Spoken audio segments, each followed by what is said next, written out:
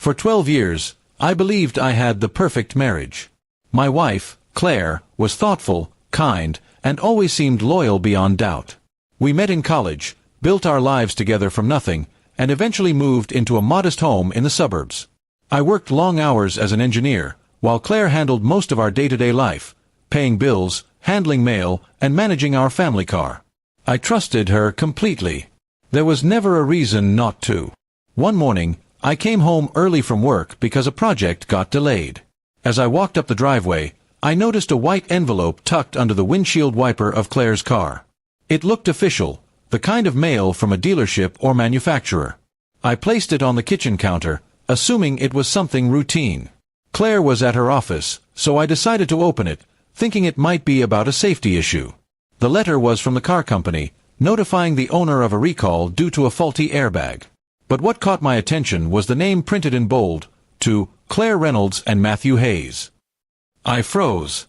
My name wasn't Matthew Hayes. Claire had always been Claire Dawson after marriage.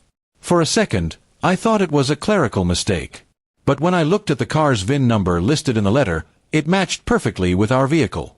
Confused and uneasy, I decided to check the car's registration documents in the drawer where Claire kept all the papers.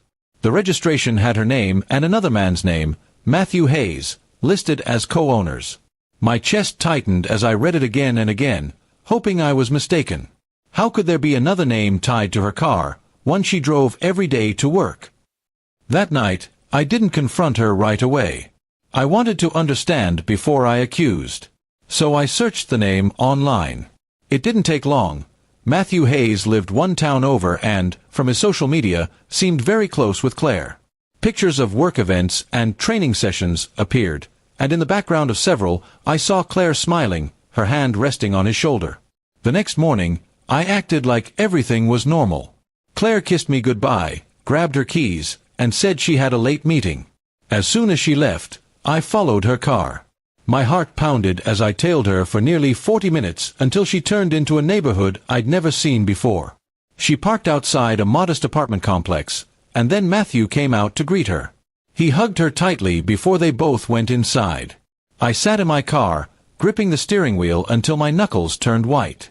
Every thought of the last decade played in my mind, the nights she claimed to be working late, the weekend she visited her mother, the moments I felt guilty for doubting her. I stayed parked there for an hour, watching through the window as the lights inside flickered on and off. I didn't need to see more. The truth was already clear. When Claire came home that night, I was waiting at the dining table with the recall letter in front of me. She paused the second she saw it. Her face went pale, and she didn't even try to act confused. "Where did you get that?" she asked softly. I didn't shout.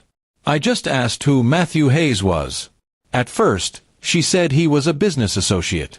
But when I mentioned the co-ownership and the address, her expression fell apart. Tears streamed down her face as she confessed. She had been seeing him for almost 3 years.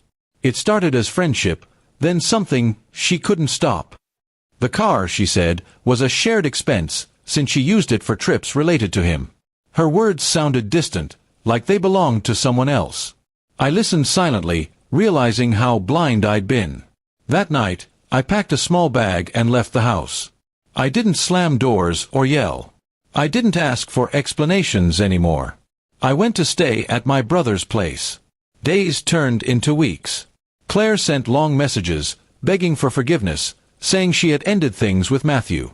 But every time I read them, I remembered the look on her face when she got caught. Not sorrow, but fear of being exposed. Eventually, I filed for divorce. She didn't fight it. We sold the house and split what we had. The car, ironically, was repossessed after she failed to keep up payments. I didn't care about any of that. I just wanted peace. Months later, I received another letter from the same car company addressed to me, as the former co-owner. It reminded me of everything, but instead of pain, I felt relief. That letter had shattered my illusion, but it also freed me from a lie I didn't even know I was living. I sometimes think about how strange it was, that a simple car recall exposed what years of trust had hidden. Love can make us blind, but truth finds its way through the smallest cracks. Now, I live quietly, wiser than before.